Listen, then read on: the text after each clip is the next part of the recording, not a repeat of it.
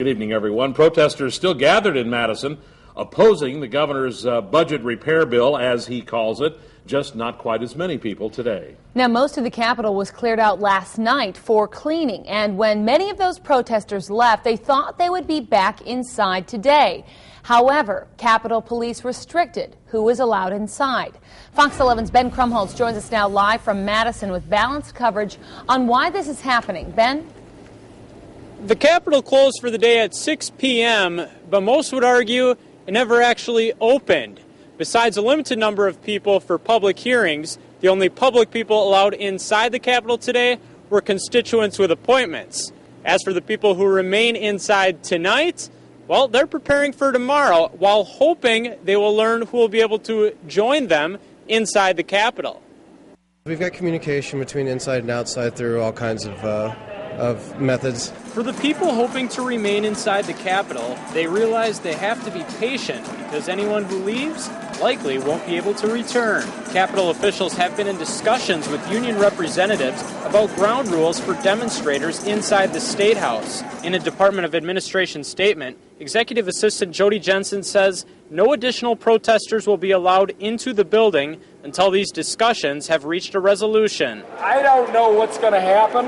I don't think anybody's going to be arrested, but I don't know. But Madison Representative Brett Halsey was one of the few lawmakers at the Capitol trying to meet with constituents despite the restricted access. I have to go over to the door and walk people in. This is getting in the way of official business. I'm certainly going to respect their decision. They feel that security dictates that there be restrictions on who comes in, and making sure that people that do have legitimate state business are able to conduct that in the Capitol. Capitol officials also say this man, who climbed onto a Capitol ledge, "You do not have my consent to touch me," didn't make things any easier for anyone trying to enter the building.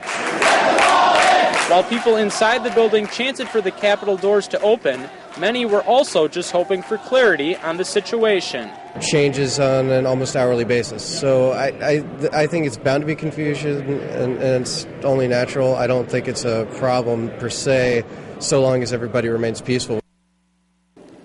Now remember, the Capitol closed in the first place because officials wanted to go through a thorough cleaning. Now, posters remain decorated on most of the walls, and some people say they're just happy the rotunda floor no longer feels like a hockey rink. Capitol Police maintain they'll have to assess the access to the building on a day-to-day basis. We're live in Madison. Ben Krumholz, Fox 11 News.